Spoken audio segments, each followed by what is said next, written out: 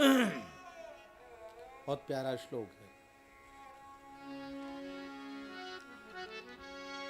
राधा पुनातु जगदच्युत दत्त चित्ता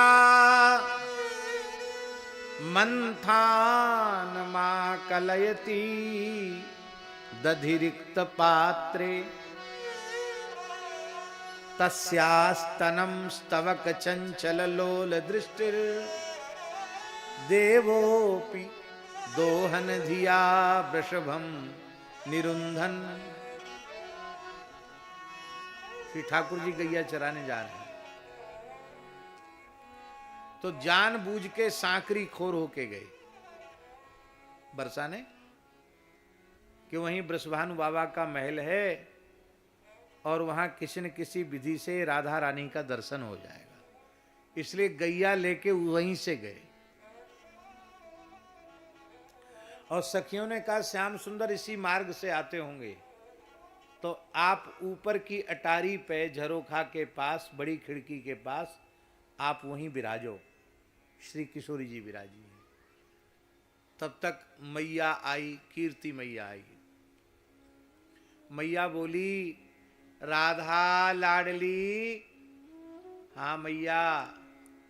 अरे देख अब तू नेक सयानी है रही है, बड़े गोप की बेटी है, हैं दही मथवो नहीं आवेगो, माखन निकासवो नहीं आवेगो, तो तेरी सास ननद नाम धरेंगी मेरो। कैसी मैया ही या की याने अपनी लाली कछू ना सिखायो।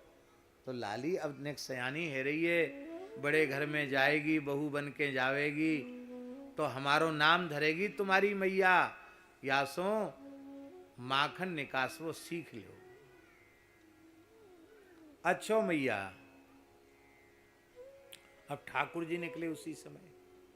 मैया जब तक माखन की दही की मटकी लेके आवे, माखन लेके आवे, तब दही लेके आवे, तब तक तो ठाकुर जी वहां से निकले। तो श्री जी का ध्यान ठाकुर जी की ओर चला गया और ठाकुर जी का ध्यान श्री जी की ओर चला गया। बस श्याम सुंदर का प्रियतम का रूप देखकर राधा रानी बेसुध हो गई, वो अपने आप को भूल गई। और इधर राधा रानी को देख करके ठाकुर जी भी रूप सुधा में ऐसे पग गए, डूब गए कि वो भी आत्मविस्मृत हो गए, वे भी अपने आप को भूल गए।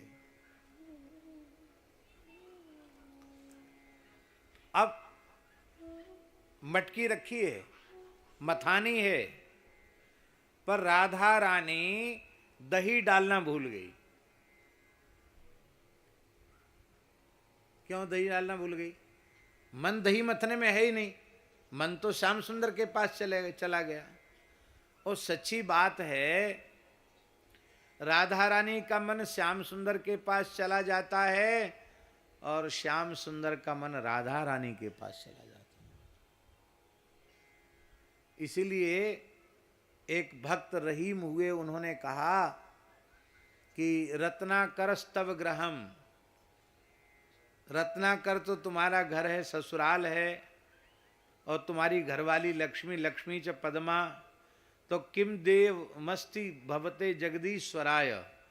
आप जगत के ईश्वर हैं, आपको दें तो क्या दें।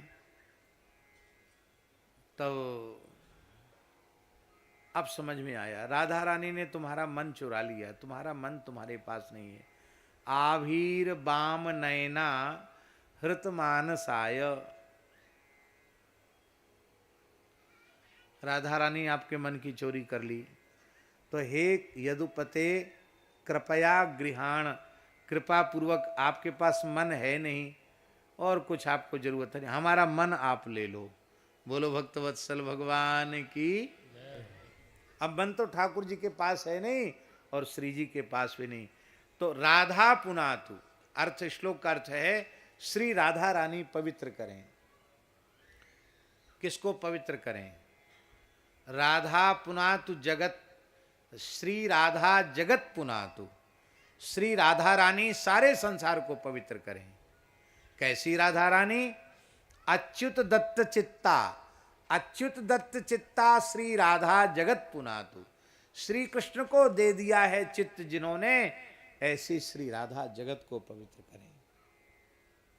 एक अर्थ तो स्पष्ट है। दूसरा भाव क्या है? दूसरा भाव इसका ये है कि जिस भाग्यशाली जीव ने अपना चित्त भगवान को दे दिया है वह खुद तो पवित्र हो ही जाता है, वो सारे जगत को पवित्र कर देता है। अच्युत दत्त चित्त व्यक्ति सारे जगत को पवित्र करता है, जिसने अपना चित्त भगवान के चरणों में समर्पित कर दिया है। अब मंथान मां कलयती दधिरिक्त पात्रे, दहीदार वह तो भूल ही गई और मथानी चलाए हुए लगी, तो खड़र खड़र की आवाज है वे लगी, न तो पानी और न दही।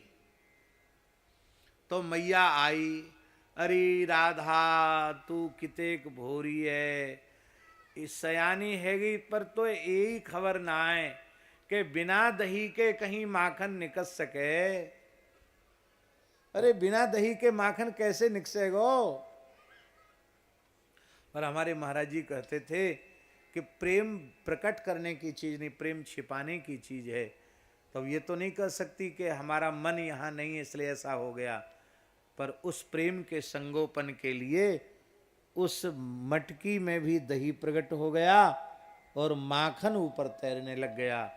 तब मैया, अरे लाली मैं मोए आवाज तो ऐसी कान में पड़ी कि जैसे खाली मटकी में तू मथानी घुमाई रही होए, और अरे यहाँ में तो बहुत माखन निकस आयो, मैं तो बूढ़ी है गई पर इतने जल्दी माखन तो मैं ना निकास पाऊं, तेने इतने जल्दी कैसे निकासती हो? राधा पुनातु जगदच्युत दत्त चित्ता मंथान मां कलयते दधिरिक्त पात्रे तस्यास्तनम स्तवक चंचल लोल दृष्टिर। मंथन क्रिया हो रही है और उस समय श्री जी के रूप सौंदर्य का ऐसा जादू श्याम सुंदर के ऊपर पड़ा कि वो उसी धुन में मस्त हैं। गैया चरा के तो लौट आए हैं, पर बाबा ने हाथ में धुन, लाला गैया की धार काढ़, तो गैया के पाम बांधवे के बजाय वृषभ के पैर बांध दिए। देवोपि दोहन धिया वृषभम निरंजन। आहा, तो आज ठाकुर जी गैया दो रहे हैं।